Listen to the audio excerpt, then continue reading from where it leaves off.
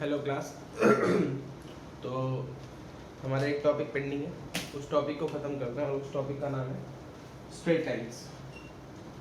ठीक है, तो स्ट्रेट लाइंस। अब इस टॉपिक में सबसे पहले जो हमें पढ़ना है वो पढ़ना है क्या, इंक्लिनेशन। ठीक है, क्या पढ़ना है, इंक्लिनेशन।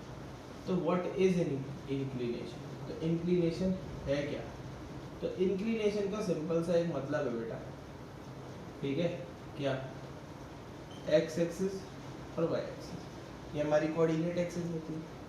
तो हम चैप्टर क्या पढ़ रहे हैं, स्ट्रेट लाइंस। तो बात भी स्ट्रेट लाइन के रिस्पेक्ट में ही होगी। ठीक है, बात भी किसके रिस्पेक्ट में होगी, स्ट्रेट लाइन के रिस्पेक्ट में होगी। तो इंक्लिनेशन कहता है कि अगर एक लाइन एल क्या करती है, एक्स एक्सिस के साथ एंटी क्लॉकवाइज डायरेक्शन में कोई एंगल बनाती है, तो कोई क्या, जो भी एंगल बनाती है उसी एंगल को हम बोलते हैं क्या, इंक्लिनेशन। तो दोबारा से बता देता हूँ, the angle made by a line, the angle made by a line with the positive direction of x-axis in anti-clockwise direction is called inclination of the line। ठीक है, तो डेफिनेशन लिख देता हूँ क्योंकि इसका बहुत महत्व है कि जहाँ पे मैं ये बोल रहा हूँ कि with the positive direction of x-axis and in anti-clockwise direction, क्योंकि इसी के ऊपर बेस्ड एक जो 2-3 केसेस बताता हूँ। ठीक है, तो इंक्लिनेशन क्या है, द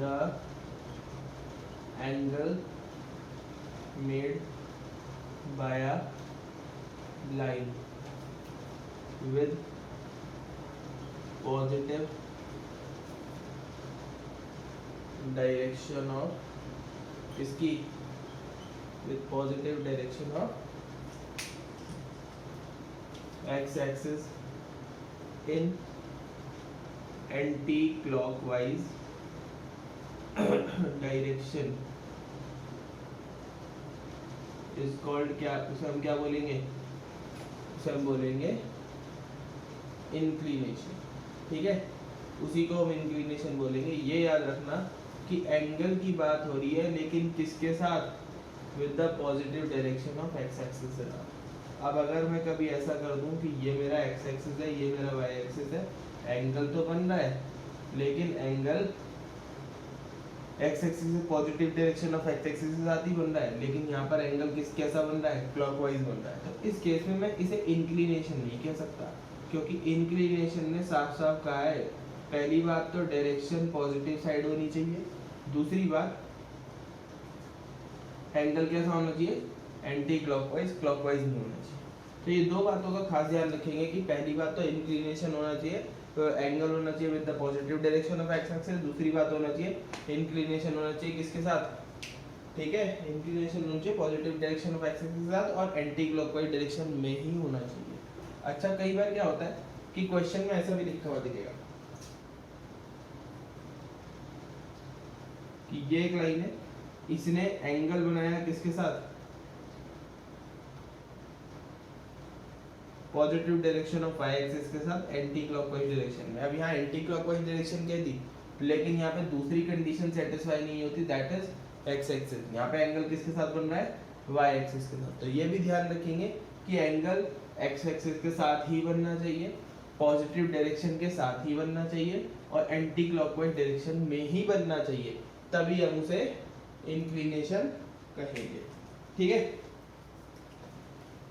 आगे बढ़ते हैं।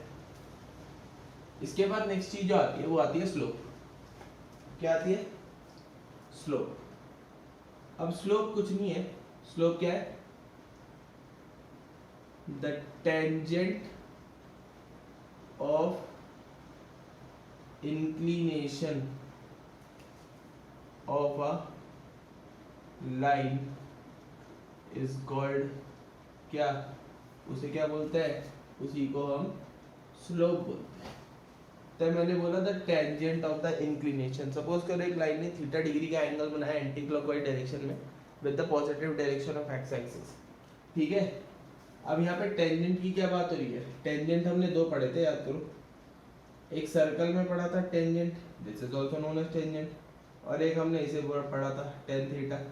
ये भी टेंजेंट होता है। अब जाहिर सी बात है यहाँ लाइन की बात कर रहा है, लाइन के इंक्लिनेशन की बात कर रहा है, तो इस वाली टेंजेंट की तो बात कर नहीं रहा है। तो बात किसकी हो रही है? ट्रिग्नोमेट्रिक टेंजेंट की। ठीक है, तो यहाँ पर हम स्लोप निकालेंगे। तो हमने क्या बोला, स्लोप क्या है बेटा? स्लोप क्या है? जो भी आपका इंक्लिनेशन है उसका अगर मैं tan फंक्शन निकाल लूंगा तो उसी को मैं क्या बोलता हूँ? क्या बोलता हूँ? स्लोप बोलता हूँ। ठीक है, तो tan थीटा ही स्लोप होता है जो भी इंक्लिनेशन होगा। और इसको हम किससे रिप्रेजेंट करते हैं? इसको हम m से रिप्रेजेंट करते हैं। किससे रिप्रेजेंट करते हैं? m से रिप्रेजेंट करते हैं। अब एक तरीका तो ये है स्लोप निकालने का जब हमें इंक्लिनेशन गिवन होगा क्वेश्चन, लेकिन हम कोऑर्डिनेट सिस्टम में इन चीज़ों को पढ़ रहे हैं। और कोऑर्डिनेट सिस्टम में कोई ज़रूरी नहीं है कि भाई इंक्लिनेशन यानी कि हमेशा हमें थीटा ही दिया होगा। ठीक है, इंक्लिनेशन या फिर कोऑर्डिनेट सिस्टम में कोई ज़रूरी नहीं है कि हमेशा थीटा ही दिया होगा। हो सकता है कई बार हमें पॉइंट्स भी दियो। ठीक है, तो अब अगर हमें क्या निकालना हो, स्लोप ऑफ लाइन पासिंग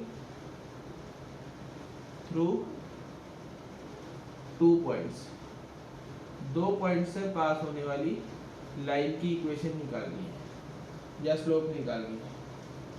तो देखो, this is x axis, this is y axis, this is my line L। ठीक है, ये हमारी लाइन है L। अब इस लाइन L पे मैंने क्या कहा, कितने पॉइंट्स आ रहे हैं बेटा? 2 पॉइंट्स आ रहे हैं। पहला पॉइंट है x1, y1, दूसरा पॉइंट है बेटा क्या? x2, y2। अब मुझे इस लाइन का स्लोप निकालना है। क्या निकालना है?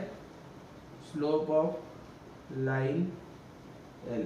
तो मुझे इस लाइन L का स्लोप निकालना है, तो स्लोप को तो m से ही रिप्रेजेंट करता हूँ।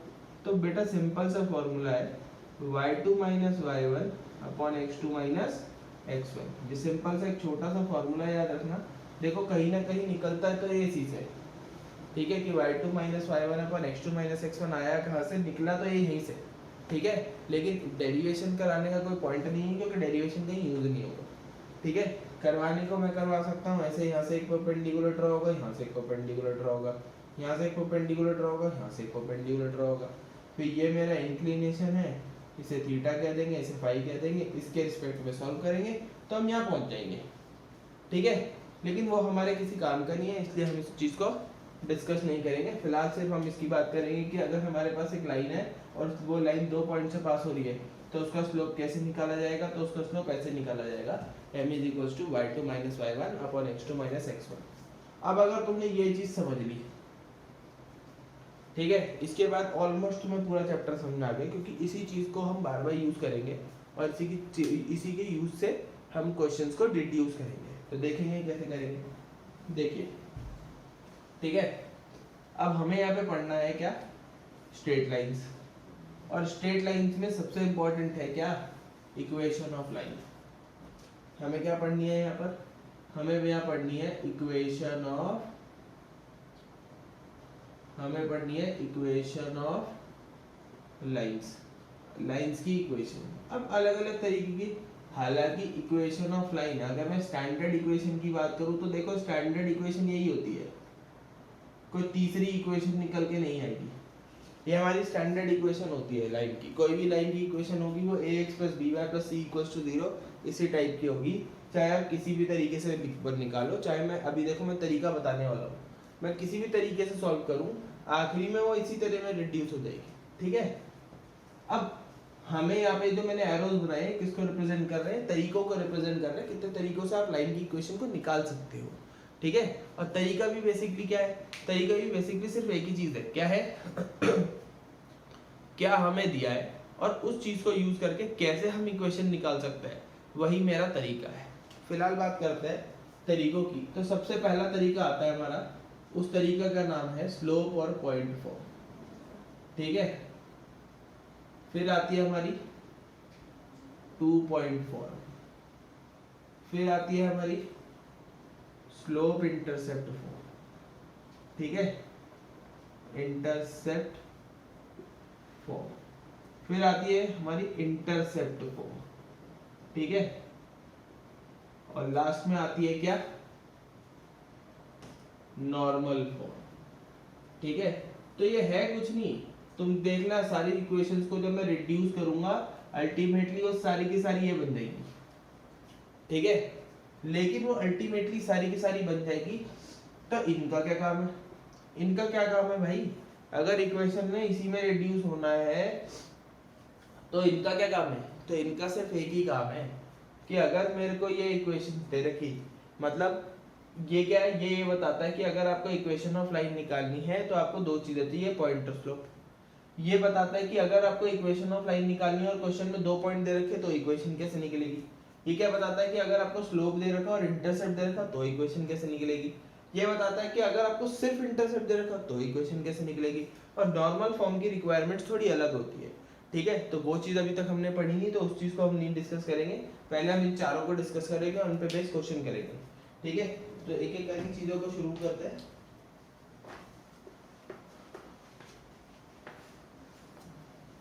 तो देखो, सबसे पहली फॉर्म आती है स्लोप स्लोप पॉइंट फॉर्म। सबसे पहले आती है स्लोप पॉइंट फॉर्म। तो स्लोप पॉइंट फॉर्म है क्या? मैंने कहा एक लाइन है, एक वो ये कोऑर्डिनेट एक्सिस है, this is X axis, this is Y axis, और ये कोई लाइन एल है। ठीक है, ये क्या है? कोई लाइन एल है। अब मैंने कहा इसका स्लोप जो है वो कितना है? एम है। और ये एक लाइन है जो किसी पॉइंट x1, y1 से पास हो रही है। अब अभी अभी पढ़ा कि अगर स्लोप निकालना है तो हमें कितने पॉइंट चाहिए? हमें 2 पॉइंट चाहिए। पॉइंट पता कितने हैं? 1। तो क्या m की वैल्यू निकाली जा सकती है? Answer is completely no. नहीं निकाली जा सकती, क्योंकि मुझे 2 पॉइंट नहीं पता। अब देखो ये वाला कौन सा पॉइंट है? ये मेरा गिवन पॉइंट है। कौन सा पॉइंट है? इसकी कोई वैल्यू होगी, लेट अस सपोज करो कि -1, 2, 2, 4, 9, 10, 0, 1 कुछ भी हो सकती है। ठीक है, तो इस पॉइंट की कोई वैल्यू होगी। ठीक है, इसलिए मैंने इसे गिवन पॉइंट बोला। मैंने कहा ठीक है भाई। अब इस लाइन के ऊपर एक पॉइंट और आ रहा होगा, उस पॉइंट के कोऑर्डिनेट्स हम मान लेते हैं। हमने कहा यार इस पे ना बहुत सारे पॉइंट्स आ रहे हैं। कैसे पॉइंट्स आ रहे हैं? बहुत सारे पॉइंट्स आ रहे हैं। उन बहुत सारे पॉइंट्स को मैंने x, y से रिप्रेजेंट कर दिया। किससे रिप्रेजेंट कर दिया? इस लाइन के ऊपर बहुत सारे पॉइंट्स आ रहे हैं, उन बहुत सारे पॉइंट्स को मैंने x, y से रिप्रेजेंट कर दिया। ठीक है, अब ये x, y क्या कहलाएगा? इस पॉइंट को मैं बोलूंगा जनरल पॉइंट। क्या बोलूंगा बेटा? General point. ठीक है, यहां तक हम पहुंच गए। अब मुझे इस लाइन पे कितने पॉइंट्स पता चल गए? 2 पॉइंट्स पता चल गए। नाम दे दो इन्हें, ए और बी। तो बेटा स्लोप ऑफ ए बी कैसे निकालूंगा? अब मेरे को स्लोप ऑफ ए बी निकालना है, तो फॉर्मूला क्या होगा? फॉर्मूला तो y2 - y1 upon x2 - x1 ही होगा। तो what is y2? y। What is y1? y1 is y1। What is x2? x। What is x1? x1। तो बेटा यहां से मैं कहां पहुंचा? अब देखो आगे। तो स्लोप ऑफ ए बी को मैंने क्या नाम दिया? m। तो मैं क्या कह सकता हूँ? m is equal to y minus y1 upon x minus x1। नीचे वाली टर्म को ऊपर भेज दिया, तो m into X minus x1 equal to y minus y1। इसी तरह की इक्वेशन को हम क्या बोलते हैं? Slope point form. क्योंकि यहाँ पर क्या दी हुई थी?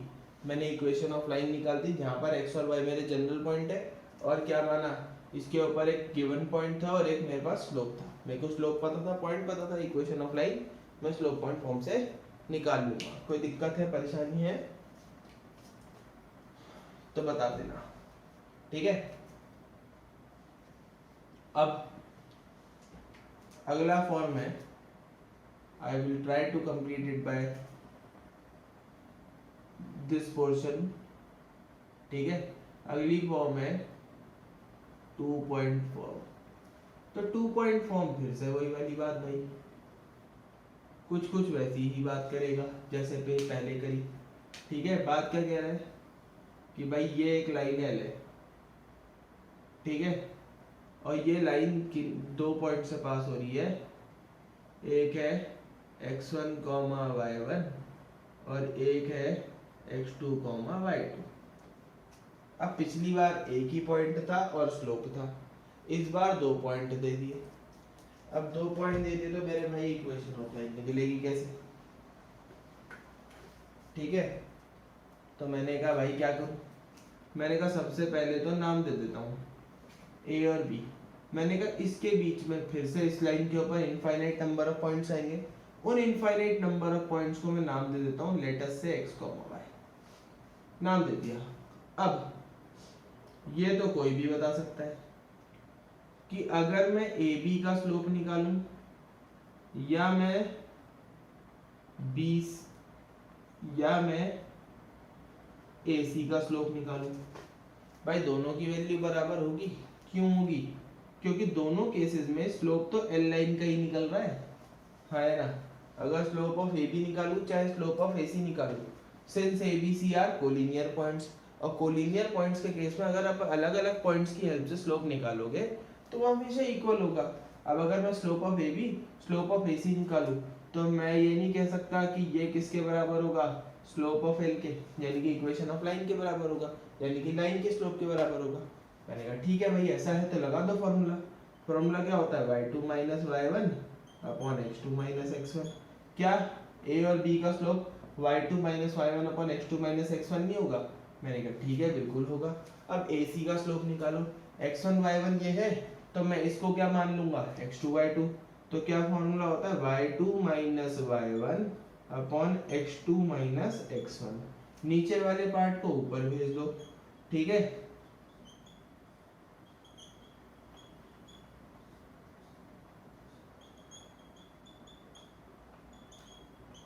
अब जहां पर तुम्हें 2 पॉइंट दिख जाएंगे और इक्वेशन ऑफ लाइन पूछेगा, वहां पे आप ये फॉर्मूला यूज करोगे। जहां पे आपको एक पॉइंट और एक स्लोप दिख जाएगा वहां पर आप ये वाला फॉर्मूला यूज करोगे, ठीक है। अब देखो सारी चीजें मैं निकाल तो स्लोप से ही रहा हूं ना, सारी चीजें निकाल तो स्लोप से ही रहा हूं ना। तो यानी कि क्या पता चला, इस पूरे चैप्टर की हार्ट एंड सोल कौन है, स्लोप। कौन है, स्लोप है, ठीक है। तो इतना ध्यान रखेंगे और आगे बढ़ेंगे तो देखेंगे। चलो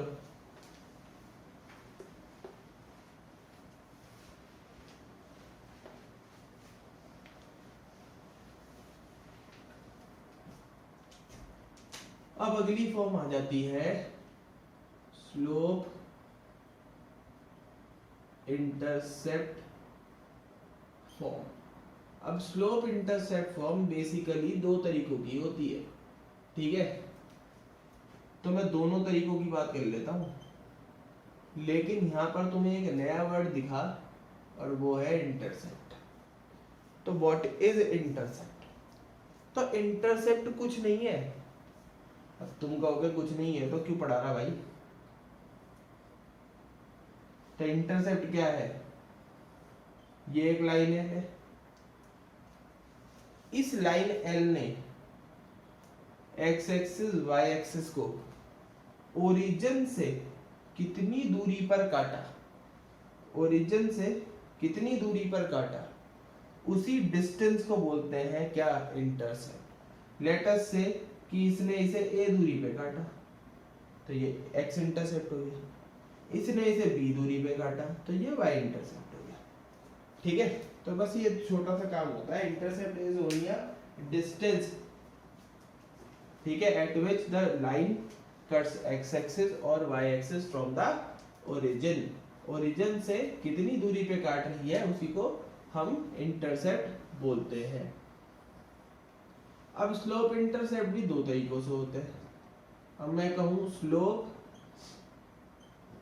एक्स इंटरसेप्ट फॉर्म, सबसे पहले हम एक्स इंटरसेप्ट फॉर्म पढ़ेंगे, ठीक है। फिर केस 2 में हम पढ़ेंगे स्लोप y इंटरसेप्ट, ठीक है।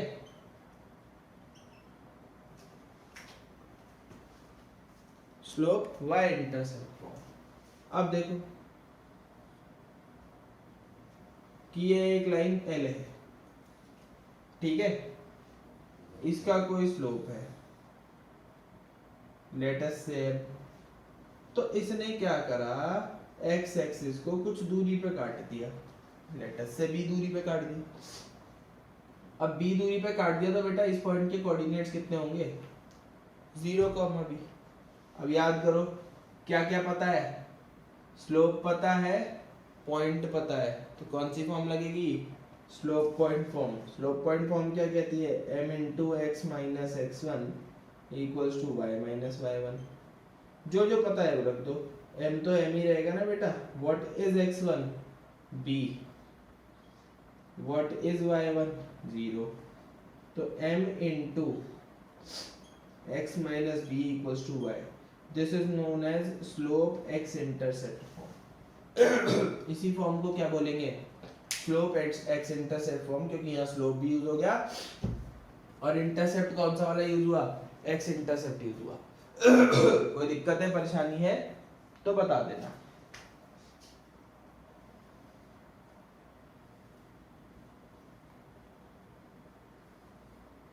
ठीक है, फिर से एक लाइन को एल को कंसीडर किया, ठीक है, जिसका स्लोप कितना है बेटा, इसका स्लोप है। अब मैंने बोला इसने भी क्या करा, अब इस बार क्योंकि y एक्सिस की बात हो रही है, मैंने कहा इसने कहा क्या करा, y एक्सिस को किसी दूरी पे काट दिया। मैंने कहा भाई दूरी पे काट दिया तो उसके कोऑर्डिनेट्स कितने होंगे, 0, c। फिर से स्लोप पता है, पॉइंट पता है, कौन सी फॉर्म लगेगी, स्लोप पॉइंट फॉर्म। क्या होती है, m into X minus X one equals to Y minus Y one. तो व्हाट इज m तो नहीं पता, व्हाट इज x1, 0, ठीक है, what is y1 is c। तो m into X is equals to Y minus सी।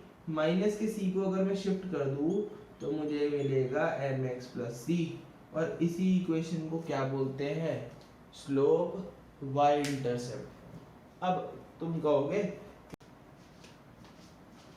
तो अब तक हम क्या पढ़ चुके हैं, हमने इंटरसेप्ट फॉर्म पढ़ ली एक्स एक्सिस के लिए और वाई एक्सिस के लिए, स्लोप इंटरसेप्ट फॉर्म पढ़ चुके हैं। अब हमें पढ़नी है कौन सी फॉर्म, इंटरसेप्ट फॉर्म। तो इंटरसेप्ट फॉर्म क्या कहती है, अब यहाँ सिर्फ इंटरसेप्ट की बात हो रही है, तो क्या करेंगे, देखो भाई मैंने कहा ये नहीं कोई लाइन है एल, इस लाइन एल ने कोई इंटरसेप्ट बनाया एक्स एक्सिस पे और कोई इंटरसेप्ट बनाया वाई एक्सिस पे, ठीक है। तो जहाँ पे लाइन एल ने पॉइंट ऑफ इंटरसेक्शन यानी कि एक्स एक्सिस के साथ कोई पॉइंट ऑफ इंटरसेक्शन यानी कि जहाँ पे भी डिस्टेंस बनाया, सपोज करो ए डिस्टेंस पे काटा, तो उस पॉइंट के कोऑर्डिनेट्स कितने होंगे, a, 0। इस पॉइंट के कोऑर्डिनेट कितने होंगे, 0, b। अब यहाँ पे देखो इस लाइन पे मुझे कितने पॉइंट्स पता चल गए, 2 पॉइंट पता चल गए, और 2 पॉइंट पता चल गए तो मैं कौन सी फॉर्म लगा सकता हूँ, y2 minus Y one upon x2 minus x1 into Y minus Y one equals to X sorry into X minus X one equals to Y minus Y one. मैंने कहा ठीक है भाई, जो जो पता है मान लो, किसी को भी x1 वाई वन, किसी को भी x2 वाई टू मान लो। तो मैंने कहा इसको यार मैं x1 वाई वन बोल देता हूँ और इसको मैं x2 वाई टू बोल देता हूँ। तो सिंपल सी बात है, y2 की पोजीशन पे कौन आ जाएगा, 0 minus Y one, what is Y one, b, ठीक है, upon x2 that is a minus 0 equals to x minus x1, what is x1, 0, what is y minus y1, what that is b। यहाँ तक हम पहुँच गए, मैंने ठीक है भाई आगे बढ़ो। तो यहाँ तक कितना आया, minus B upon A into X Y minus B, cross multiply करो तो B X into Y minus A B, कितना, माइनस का ए बी। अब एक काम करो, माइनस के बी एक्स को इधर भेजो, प्लस के माइनस के ए बी को इधर भेजो, माइनस का ए बी इधर आएगा तो प्लस का ए बी हो जाएगा, इधर क्या हो गया, ए वाई प्लस बी एक्स, ठीक है, और इस ए बी को नीचे भेज दो, तो A Y upon A B plus B X upon A B equal to 1, A से ए कट गया, बी से बी कट गया, तो बेटा क्या मिला, X upon A plus Y upon B किसके बराबर है, 1 के बराबर है। ठीक है, किसके बराबर है, 1 के बराबर है। तो इसी को हम बोलते हैं क्या, इंटरसेप्ट फॉर्म। ठीक है, कॉपी करेंगे, आगे बढ़ेंगे। चलो वो तो कॉपी तुम रोक के भी कर लोगे, आगे बढ़ते हैं। ठीक है, इसके बाद नेक्स्ट टॉपिक है क्या, एंगल बिटवीन टू लाइंस, दो लाइंस के बीच का एंगल। तो मैंने ठीक है भाई, देख लेते हैं क्या कह रहा है ये भी। तो एंगल बिटवीन टू लाइंस क्या है, ये एक लाइन L1 है, ये कोई लाइन L2 है। ठीक है, अब इस L1 लाइन ने positive direction of X axis के साथ कोई एंगल बनाया, let that angle be theta. फिर इसी लाइन L2 ने कोई एंगल बनाया, L2 ने एंगल बनाया एक्स एक्सिस के साथ, लेट इट बी फाई बोल देते हैं। ठीक है, और मैं कह रहा हूँ कि अब मुझे क्या निकालना है, एंगल बिटवीन टू लाइंस। तो दो लाइंस के बीच में भी कोई एंगल बन रहा होगा, मैंने कहा ठीक है, उसे अल्फा मान लेते हैं। ठीक है, अब जो पॉइंट ऑफ इंटरसेक्शन उसे ए बोल दिया, इसे मैंने बी बोल दिया और इसे मैंने सी बोल दिया। ठीक है, अब मैं क्या बात देखूं, तो A B C is a triangle. तो ए बी सी क्या दिख रहा है, एक ट्राइंगल है। और ट्राइंगल में अगर मैं देखूं तो यहाँ पर क्या हो रहा है कि यहाँ 3 एंगल्स दिख रहे हैं, जिसमें से एक एंगल एक्सटीरियर एंगल है। तो जो एक्सटीरियर एंगल है उसके लिए कौन सी प्रॉपर्टी लग सकती है, in triangle A B C by exterior angle property. मैं कौन सी प्रॉपर्टी लगा सकता हूँ, एक्सटीरियर एंगल प्रॉपर्टी। और एक्सटीरियर एंगल प्रॉपर्टी कहती है कि जो एक्सटीरियर एंगल होगा वो अंदर के दोनों एंगल्स के सम के बराबर होगा। मैंने ठीक है भाई मान लिया हमने यहाँ तक। अब लेकिन मुझे तो वैल्यू किसकी निकालनी है, मुझे तो अल्फा की वैल्यू निकालनी है। ठीक है, चलो मैंने कहा निकालते हैं। अब मैंने कहा what is alpha, theta, sorry alpha की वैल्यू निकालनी है, तो मैं इस थीटा को यहाँ शिफ्ट कर दूंगा, मैंने कर दिया। तो alpha is equal to 5 minus theta, यहाँ तक मैं पहुँच गया। अब आगे क्या करूँ, आगे अगर मैं देखूँ तो बेटा थीटा और फाई अपने आप में इंक्लिनेशंस है, लेकिन इंक्लिनेशन का कोई मतलब है तो वो 10 के साथ ही है। जब वो स्लोप की फॉर्म में तभी उसका कोई मतलब है, अदरवाइज कोई मतलब नहीं है। तो मैंने कहा ठीक है भाई, अगर इसका मतलब ही तभी है तो दोनों तरफ मैं 10 ले लेता हूँ। ठीक है, तो मैंने दोनों तरफ 10 ले लिया, 10 फंक्शन दोनों तरफ सेपरेट कर दिए। अब ऐसा कोई प्रॉपर्टी नहीं होती कि मैं 10 को मल्टीप्लाई कर दूँ, ऐसा कुछ नहीं होता। तो यहाँ पे क्या लगाना पड़ेगा, फॉर्मूला लगाना पड़ेगा। तो बेटा देखो 10a माइनस बी का फॉर्मूला लगेगा। 10a माइनस बी का फॉर्मूला होता है 10a minus 10b upon 1 plus 10a 10b। मैंने पता है तो लगा दो भाई, 10 अल्फा ये कितना हो जाएगा, 10 phi minus 10 theta upon 1 plus 10 phi 10 theta. तो मैंने ठीक है भाई। अब अगर मुझे L2 के लिए एंगल की वैल्यू पता है, फाई पता है, तो बेटा L2 का स्लोप कितना हो जाएगा, L2 का स्लोप हो जाएगा 10 फाई, इसको मैं m1 कह देता हूँ। उसी तरह से L2 का स्लोप, L1 का स्लोप कितना हो गया 10 थीटा, क्योंकि इसे m1 नाम दे चुका हूँ तो इसे m2 नाम देना पड़ेगा, हाँ है ना। तो यहाँ से 10 अल्फा की वैल्यू कितनी होगी, 10 फाई कितना हो गया बेटा, 10 फाई हो गया m1, 10 थीटा कितना हो गया m2 upon 1 plus m1 m2। अच्छा, इसके लिए हमेशा जब भी आप ये निकालोगे, क्या निकालोगे, 10 के लिए सॉल्व करोगे तो हमेशा मॉड्यूलस लगता है। मॉड्यूलस क्यों लगता है? क्योंकि ट्रिग्नोमेट्री की एक प्रॉपर्टी होती है, छोटी सी थोड़ा सा इन्फॉर्मेशन दे रहा हूँ, कि फर्स्ट क्वाड्रेंट में सब पॉजिटिव होता है। अगर तो अल्फा एक्यूट है तो ये हमेशा पॉजिटिव वैल्यू देगा, लेकिन अगर अल्फा ऑब्ट्यूज है, और ऑब्ट्यूज है मतलब वो 90 से बड़ा थर्ड सेकंड क्वाड्रेंट में आ गया, तो जब भी सेकंड क्वाड्रेंट में होगा तो अल्फा नेगेटिव वैल्यू देगा। तो क्योंकि मॉड्यूलस का काम भी क्या होता है, जैसे हम अंडर रूट हटाते हैं तो प्लस माइनस लगाते हैं, उसी तरह से हम मॉड्यूलस को भी जब हटाते हैं तो प्लस और माइनस लगाते हैं। तो 10 अल्फा की जो वैल्यू हो सकती है वो पॉजिटिव भी हो सकती है और नेगेटिव भी हो सकती है, क्योंकि हमें नहीं पता कि वो पॉजिटिव है या नेगेटिव है। इसीलिए जब भी 10 अल्फा निकालेंगे हमेशा क्या लगाएंगे, मॉड्यूलस लगाएंगे। ठीक है, तो आज के लिए तो मैं इतना ही छोड़ रहा हूँ जितना मैंने तुम्हें बता दिया। अगली क्लास में क्या होगा कि अब मैंने तुम्हें ऑलमोस्ट सब कुछ बता दिया, सिर्फ देखो 3 चीजें रहती हैं। ठीक है, एक रह गया तुम्हारा नॉर्मल फॉर्म, एक तुम्हारा रह गया distance between a point and a line and distance between two parallel lines. ठीक है, अच्छा यहाँ से मैं 2 केसेस भी बनाऊंगा, वो केसेस मैं कल ही बता देता हूँ, चलो आज ही बता देता हूँ, केसेस बता देता हूँ फिर इसको एंड करेंगे।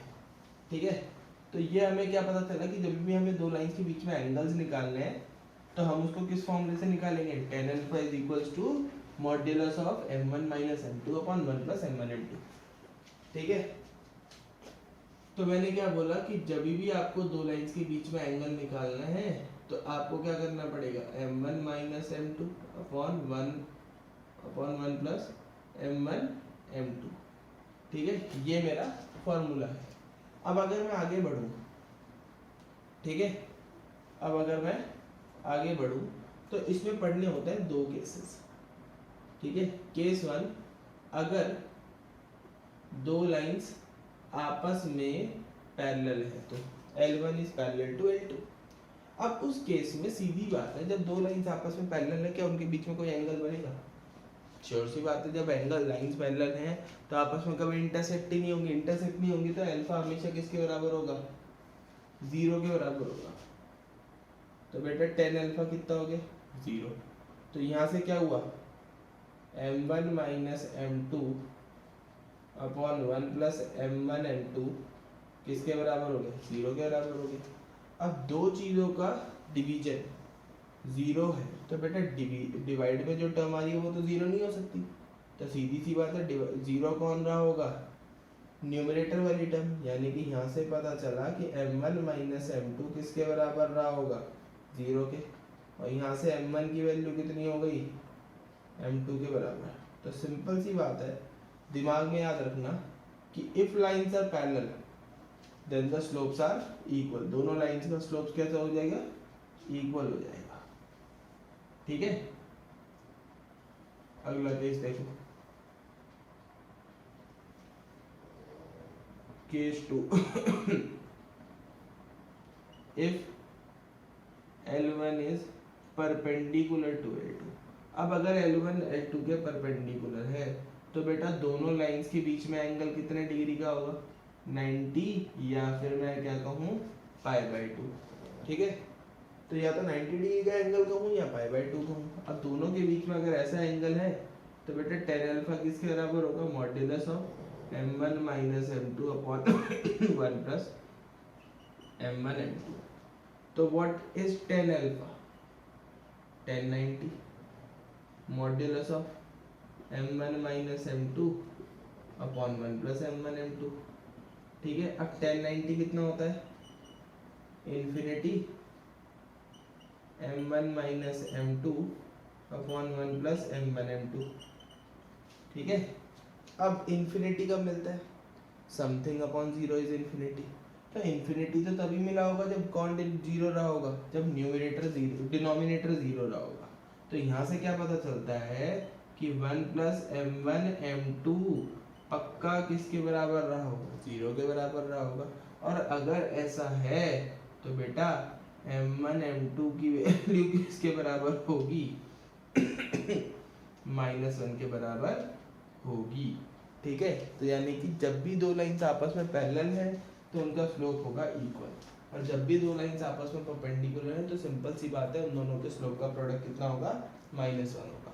अब ये चीज़ ऐसा नहीं कि यहीं पे यूज होगी, ठीक है। अगले साल एक चैप्टर पढ़ोगे एप्लीकेशन ऑफ डेरिवेटिव्स। तो एप्लीकेशन ऑफ डेरिवेटिव में एक कॉन्सेप्ट है that is tangents and normals, उसमें भी आप इस कॉन्सेप्ट को बार बार यूज करोगे, ठीक है। तो स्ट्रेट लाइन ऐसा नहीं कि यहाँ पढ़ लिया और उसके बाद खत्म हो गया, इसके बाद भी आता रहेगा और चलता रहेगा, ठीक है।